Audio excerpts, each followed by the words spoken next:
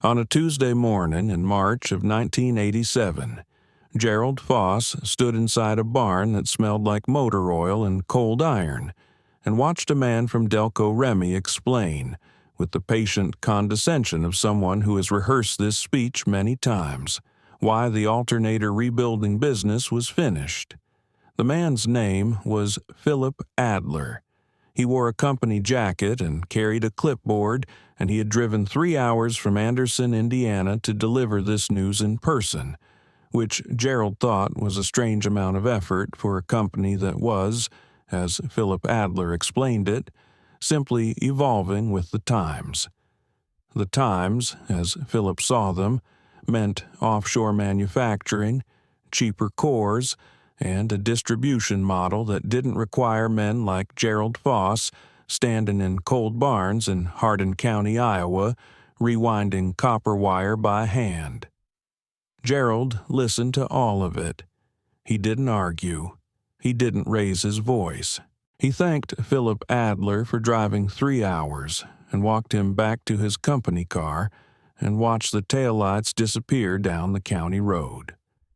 Then he went back inside the barn and picked up the alternator he'd been working on before Philip arrived, and he kept working.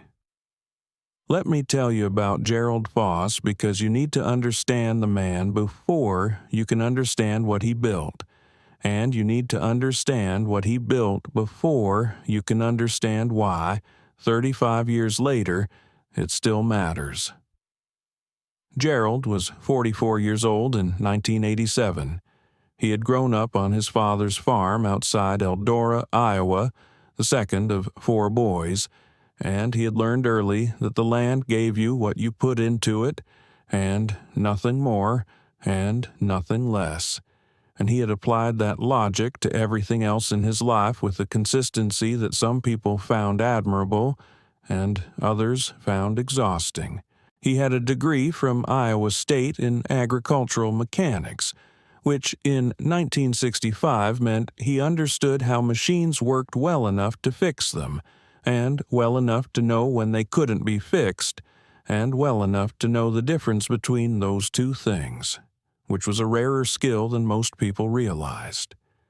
He had farmed for 12 years, then spent 6 years as a mechanic at a John Deere dealership in Iowa Falls.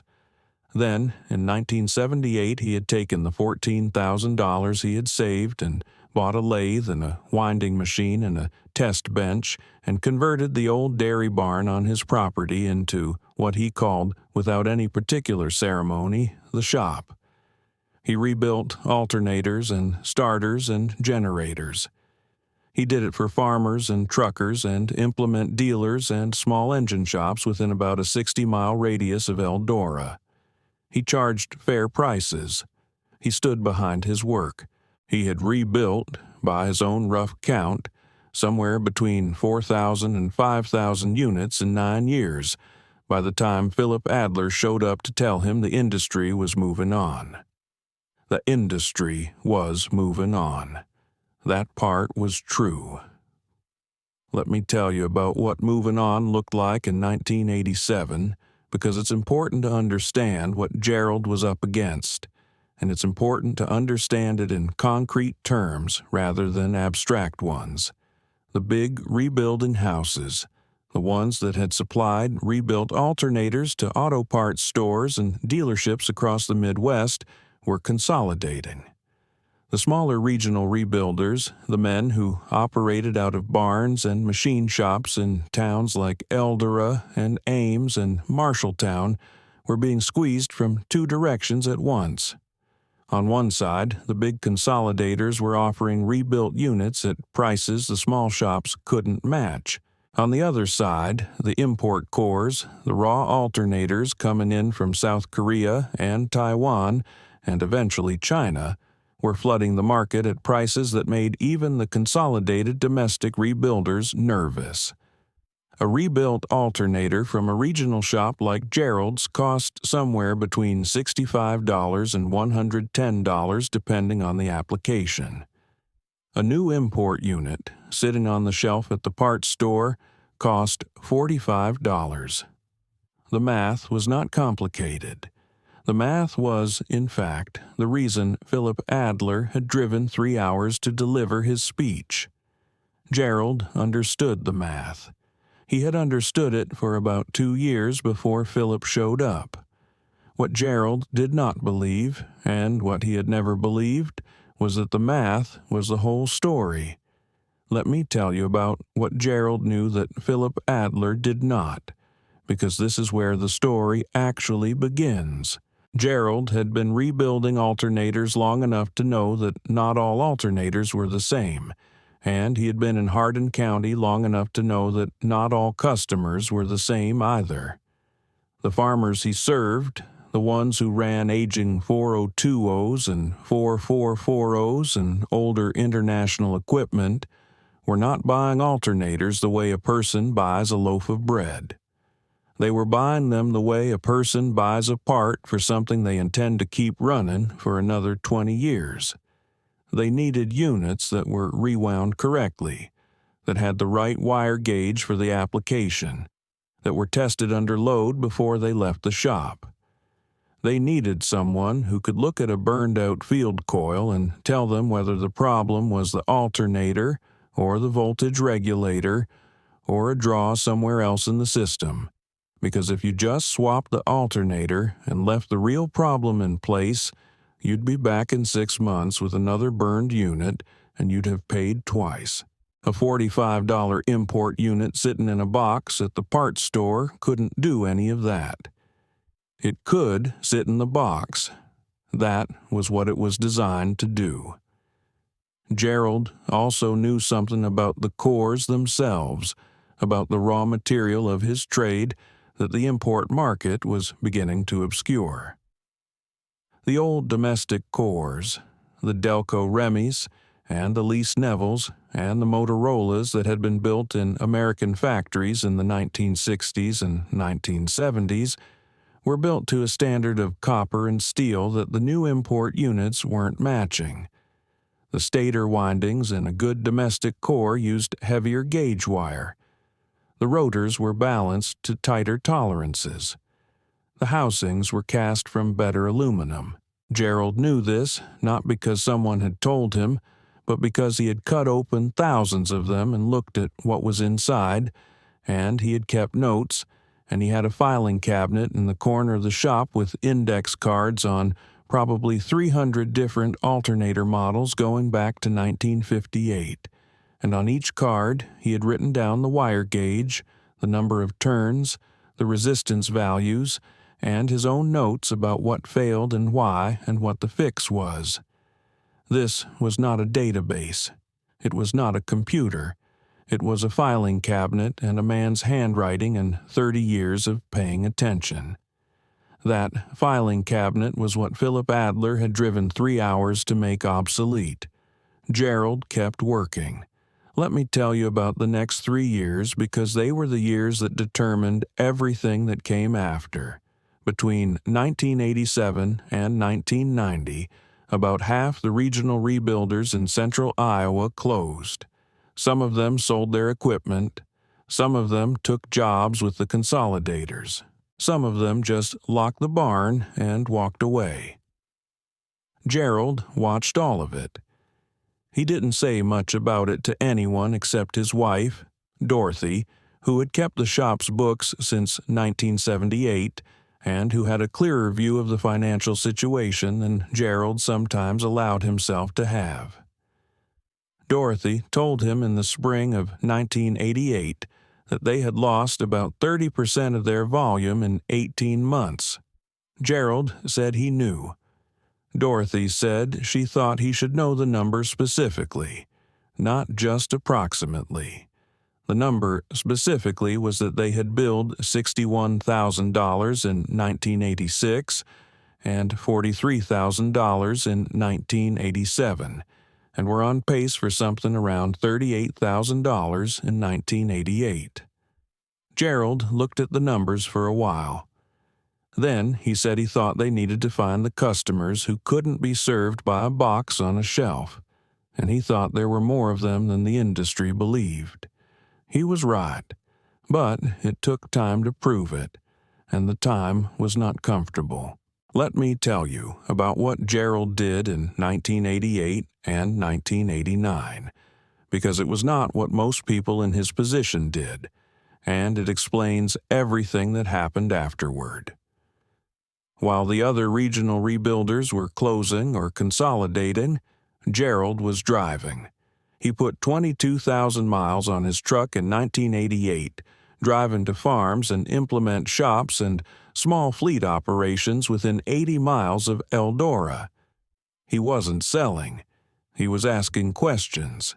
He wanted to know what equipment people were running, how old it was, what electrical problems they'd been having, and whether the parts store had been able to help them. What he found, farm by farm and shop by shop, was a category of customer that the import market had not accounted for and could not serve. These were the operators of older equipment that was 10 or 20 or 30 years old, equipment for which the import rebuilders weren't stocking cores because the volume wasn't there to justify it. A farmer running a 1968 International 1456 with a Motorola alternator couldn't walk into the parts store and buy a replacement. The parts store didn't stock it. The consolidators didn't rebuild it. The import market didn't touch it. But Gerald had the core on his shelf, and he had the index card in his filing cabinet, and he could rebuild it in 2 days and test it under load and hand it back with a 1-year warranty. He also found something else. He found that the farmers who had tried the import units were, in a significant number of cases, not happy. Not because the units didn't work initially. Most of them worked fine out of the box. But they didn't last. A farmer named Dale Schroeder outside of Grundy Center told Gerald in the fall of 1988 that he'd put 3 import alternators on his 4440 in 2 years, and he was done with them. Dale said the third one had failed during corn harvest, which was about the worst possible time for an alternator to fail, and he had sat in the field for 4 hours waiting for his son to bring a replacement from Iowa Falls. 4 hours during corn harvest, Dale said, was not a small thing. Gerald rebuilt him a Delco 10SI with new windings and a heavy-duty rectifier bridge, and Dale Schroeder never called him about an alternator again, which was exactly the outcome Gerald wanted.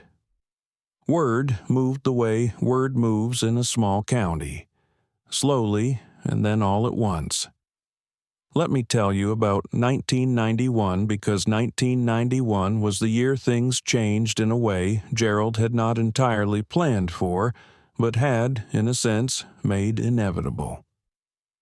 By the spring of that year, Gerald had rebuilt his customer base to something close to its 1986 level.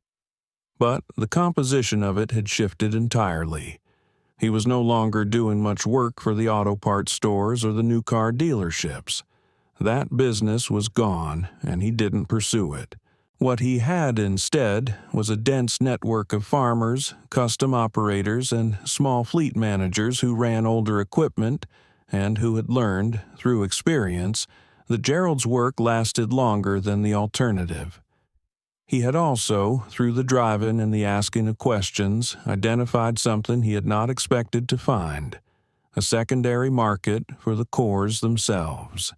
Farmers and collectors who were restoring old equipment, who needed original specification alternators for machines that were 30 or 40 years old, had no reliable source for correctly rebuilt units. Gerald began advertising in 2 small restoration publications, one out of Decorah and one out of Ottumwa, and within 6 months he was shipping rebuilt units to customers in 14 states. Dorothy updated the books. The 1991 billing came to $71,000. It was the best year the shop had ever had. Philip Adler did not drive back to deliver a follow-up speech. Now, let me pause here and ask you something. Have you ever watched an industry tell a man that his skills were no longer needed?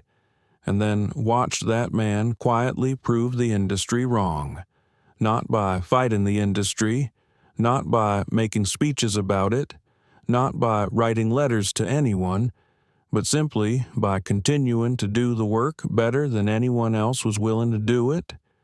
Because that's what Gerald Foss did between 1987 and 1991, and it's worth sitting with that for a moment before the story moves forward, because the story is about to get more complicated. Let me tell you about the barn, because the barn is important, and because most people who drove past it on County Road D35 had no idea what was inside it. From the road, it looked like any other dairy conversion in Hardin County, a white-painted structure with a gambrel roof and a concrete apron in front and a yard light on a pole that came on at dusk. The sign Gerald had put up in 1978 said Foss Electrical Rebuilding in black letters on a white board, and the letters had faded to the point where you had to know what you were looking at to read them. Inside, it was something else. The lathe was a 1954 South Bend 13-inch that Gerald had bought at an estate sale in Webster City for $200 and rebuilt himself. The winding machine was a 1961 Acme Electric that had come from a shop in Waterloo that had closed in 1975. The test bench Gerald had built himself from a 1949 Ford flathead engine block that he had bolted to a welded steel frame and connected to a variable speed drive, and it would load test an alternator at any amperage from 10 to 120 amps, which was more than most commercial test benches of the era could manage. The varnish tank for impregnating the stator windings was a 55-gallon drum with a heating element Gerald had wired himself. None of it was new. None of it was impressive to look at. All of it worked. The filing cabinet was in the corner nearest the door, a 4-drawer steel unit painted battleship gray, and the index cards were organized by manufacturer, and then by model number, and then by year. By 1991, there were roughly 600 cards. By 1995, there were over 900.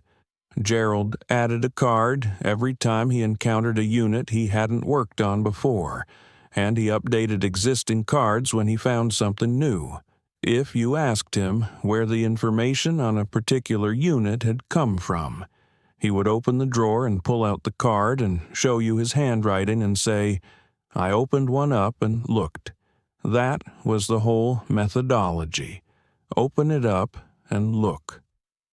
Let me tell you about the summer of 1994, because that was when the first of what Gerald would later call the drop-offs happened, and the drop-offs are the reason this story has the shape it does.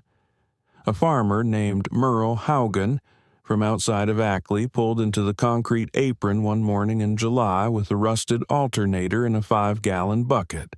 Merle explained that it had come off a 1963 Minneapolis Moline G1000 that his father had bought new and that he was trying to restore.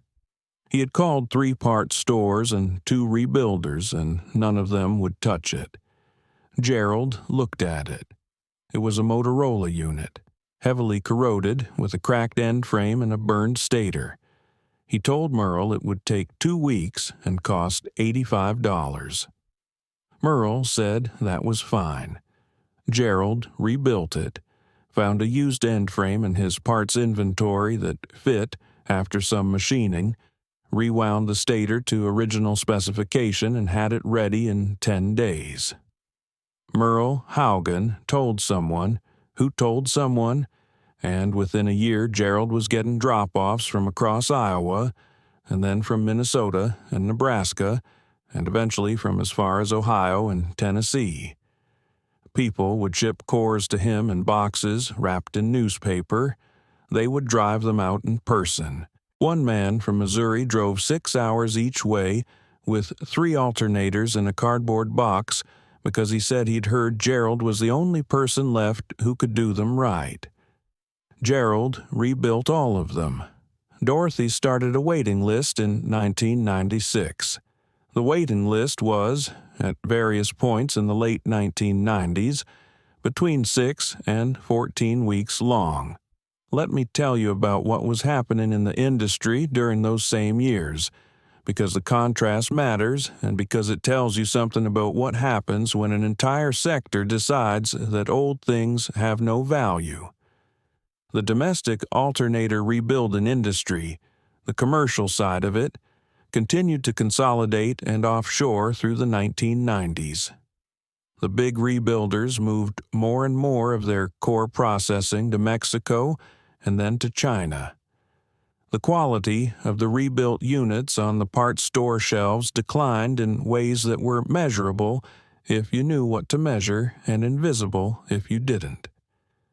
Gerald knew what to measure. He was seeing the evidence of it on his test bench, in the form of failed import units that customers brought in after the warranty had expired and the parts store had shrugged. He would cut them open, and he would look, and he would add notes to his index cards about what the import units were doing differently, and what it cost the customer when they did it.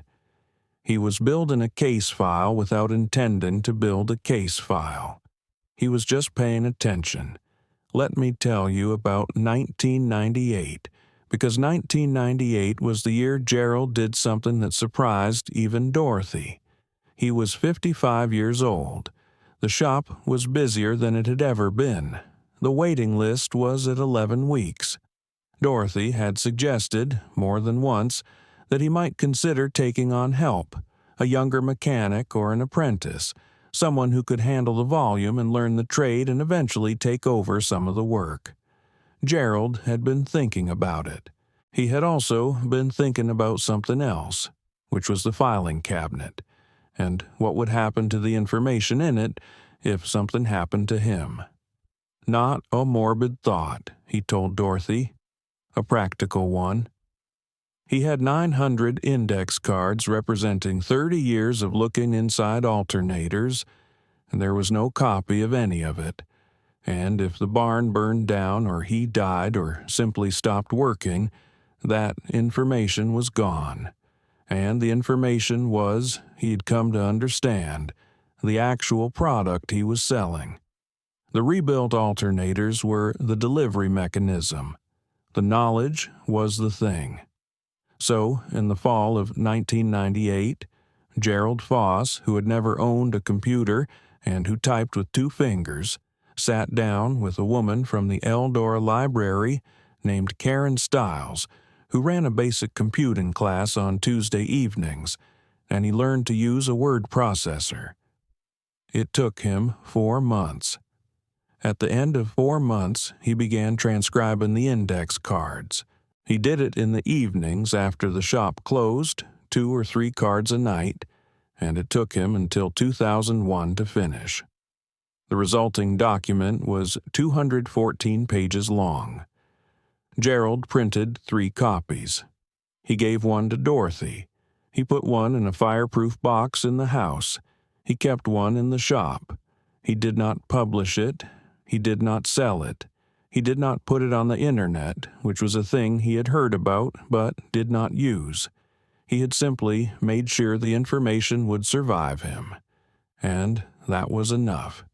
Let me tell you about the morning in April of 2003 when a man named Robert Caskey pulled into the concrete apron in a pickup truck with Indiana plates and changed the direction of the shop in a way Gerald had not anticipated.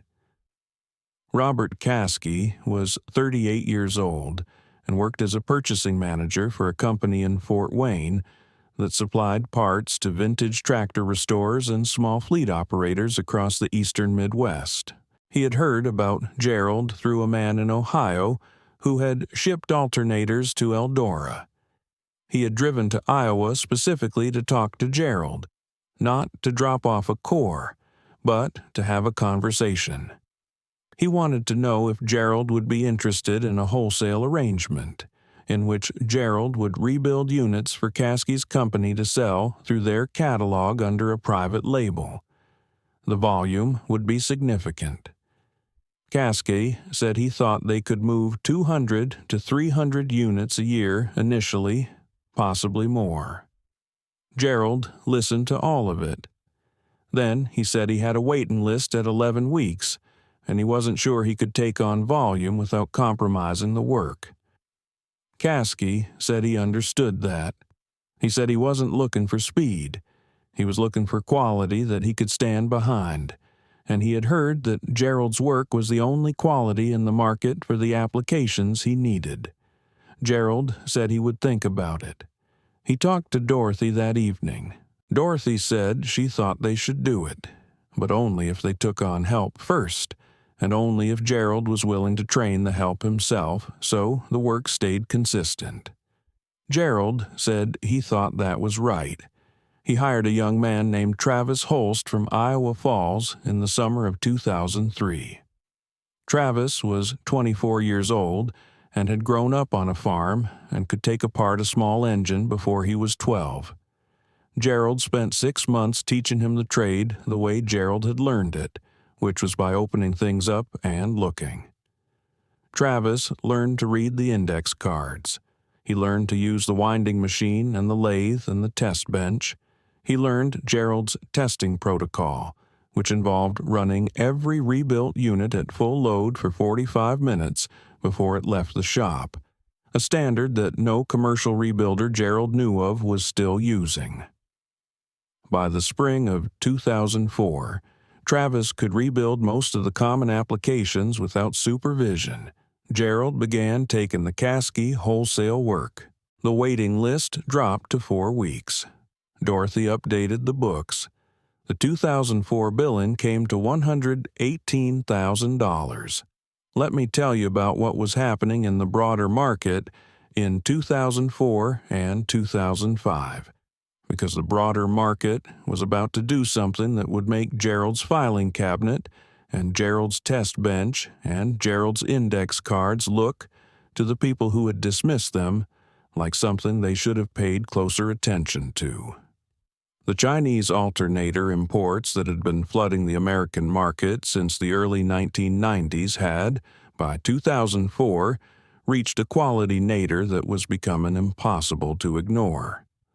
The failure rates on certain import applications were running, by some estimates, as high as 30% within the first year. Fleet operators who had switched entirely to import units were seeing electrical system failures at rates that were costing them real money in downtime and warranty claims. The parts stores were processing returns at volumes that were cutting into their margins.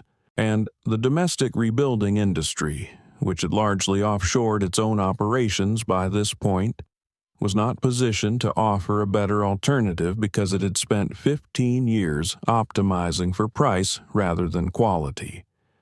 Gerald was positioned to offer a better alternative. He had spent 15 years optimizing for quality rather than price. He had done it quietly in a barn in Hardin County, Iowa, with a lathe from 1954 and a winding machine from 1961 and a test bench built from a flathead Ford engine, and he had 900 index cards and a 214-page document, and a young man named Travis who could rebuild a Delco 10SY in 3.5 hours to a standard that nothing coming off a container ship could match.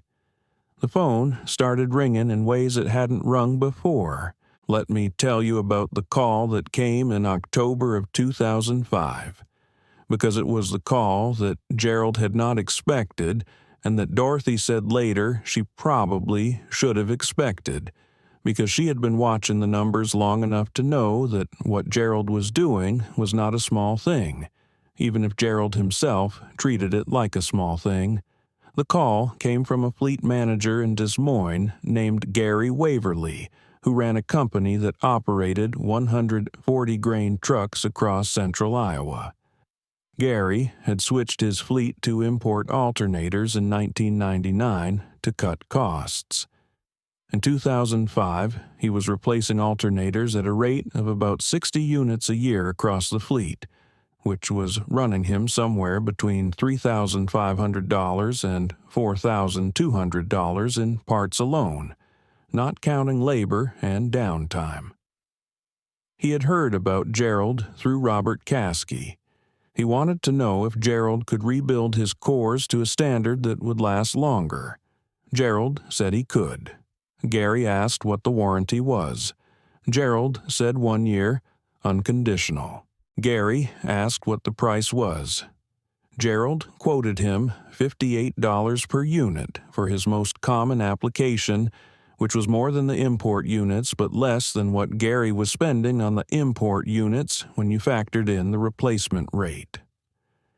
Gary Waverly sent Gerald 30 cores in November of 2005. Gerald and Travis rebuilt all of them and shipped them back by December.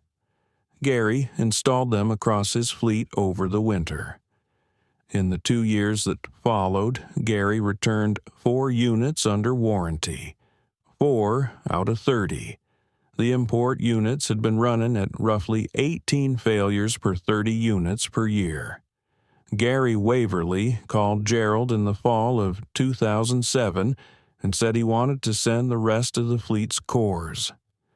He also said, and Gerald wrote this down because he thought Dorothy would want to see it, that he had been in the trucking business for 22 years, and he had never in his life had a parts supplier call him back to ask how the units were holding up.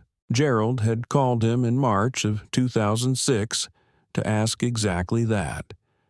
Gary said it was the first time anyone had done that. Gerald said he just wanted to know if they were working. Let me tell you about 2008, because 2008 was a year that tested a lot of things in a lot of industries, and the alternator rebuilding business was not exempt. The financial crisis hit fleet operators and farmers hard. Capital dried up. Equipment purchases slowed. The used equipment market flooded with machines that people couldn't afford to maintain, which paradoxically meant that the demand for quality rebuilds of older units went up, because people who couldn't buy new equipment needed to keep old equipment running, and keeping old equipment running meant finding someone who could fix the parts that nobody stocked anymore. Gerald's waiting list went back up to 8 weeks in the spring of 2009. Travis hired his younger brother Aaron in the fall of 2009 to handle the incoming volume. Gerald spent 3 months training Aaron the same way he had trained Travis. Dorothy updated the books. The 2009 billing came to $156,000. Let me tell you about the conversation that happened at the Hardin County Farm Bureau banquet in February of 2010, because it is the conversation that most directly addresses the title of this story, and because it involves a man named Dennis Farrell, who had been the service manager at the Case IH dealership in Iowa Falls for 19 years, and who had, in those 19 years, sent exactly 0 work to Gerald Foss. Dennis Farrell was the kind of man who believed that if a thing wasn't on the approved vendor list, it didn't exist, and the approved vendor list at his dealership ran through the corporate supply chain and did not include barns on County Road D35. Dennis had watched Gerald's operation from a distance for years with the particular skepticism of a man who has institutional backing and cannot imagine why anyone would choose a different arrangement. He was not hostile to Gerald. He simply did not take him seriously, and he had said so in terms that were not unkind but were not ambiguous at the banquet 2 years earlier, when someone had mentioned Gerald's name in connection with a difficult alternator application. Dennis had smiled and said he was sure Gerald did fine work for the people who needed that kind of thing. The silence lasted about 2 seconds. Then Dennis started talking about something else. Gerald had heard about the comment secondhand. He hadn't said anything about it. At the 2010 banquet, Dennis Farrell found himself seated 2 chairs down from Gerald Foss, and the conversation turned, as it often did in February of 2010, to the state of the parts supply chain and the difficulty of sourcing electrical components for older equipment. Dennis mentioned that his dealership had been having significant trouble with alternator returns on certain late-model applications, units that were failing within the warranty period at a rate that was causing problems with customers and with the corporate warranty department. He said the supply chain had gotten unreliable and the quality had gotten inconsistent, and he wasn't sure what to do about it. He said this to the table generally, not to Gerald specifically. Gerald said quietly that he might be able to help with some of those applications. Dennis looked at him for a moment. His smile was still there, but it had gotten smaller. He said he appreciated that, but his dealership had to work through approved vendors, and he didn't think Gerald's shop would meet the certification requirements. Gerald said he understood. He said if Dennis ever wanted to send a core over just to see what the work looked like, he was welcome to do that. Dennis said he'd keep it in mind. He drove out to the barn on County Road D35 6 weeks later with a core in the back of his truck. He didn't call ahead. He pulled into the concrete apron, and Gerald came out of the shop, and Dennis handed him the core and said he'd been having trouble with this application specifically. 3 failures in 8 months on the same unit. Gerald looked at it. He said he thought he knew what the problem was. He said, "Come back in 3 days." Dennis came back in 3 days. Gerald handed him the rebuilt unit and the old index card for that application, which he had updated with notes about what he'd found inside the failed unit. Dennis read the card. He asked if Gerald had seen this failure mode before. Gerald said yes. He'd seen it on 4 units in the past 2 years, all from the same production run, and he'd documented what he found each time. Dennis asked how Gerald had known to look for that specific issue. Gerald said he always looked for everything. That was the protocol. You ran it at full load for 45 minutes, and you watched the numbers, and if anything moved that shouldn't move, you opened it back up and looked until you found out why. Dennis was quiet for a moment. Then he said, "How long has your waiting list been?" Gerald said 8 weeks, give or take. Dennis said he could work with that. "Let me tell you about the years between 2010 and 2018, because they were the years in which what Gerald had built stopped being a barn operation and started being something harder to name." The dealership work from Dennis Farrell's shop came in steadily and grew. Robert Caskey's catalog business continued. Gary Waverly's fleet continued to send cores. And the restoration market, the farmers and collectors who needed correctly rebuilt units for machines that the industry had stopped serving 30 years earlier, kept finding Gerald the way they had always found him, which was through word of mouth and through the kind of reputation that takes a long time to build, and, once built, does not require maintenance. Travis and Aaron were both working full-time. Gerald was 67 in 2010 and 75 in 2018, and he was still in the shop every day, still pulling cards from the filing cabinet, still running the test bench himself for anything he wasn't sure about. He had added perhaps 200 cards since 2001. The 214-page document had been updated twice. Dorothy had learned to use a computer herself by this point and had transferred the shop's records to a spreadsheet, though she kept the paper ledgers as well because she trusted paper. The barn had not changed. The South Bend lathe was still there. The Acme electric winding machine was still there. The test bench, built from the Flathead Ford, was still there. Gerald had replaced the heating element in the varnish tank twice. He had replaced the drive belt on the lathe once. He had not replaced the lathe. Let me tell you about 2019, because 2019 was the year the last of the major domestic alternator rebuilding houses that Gerald had competed with in 1987 announced it was closing its American operations and moving final assembly to Vietnam.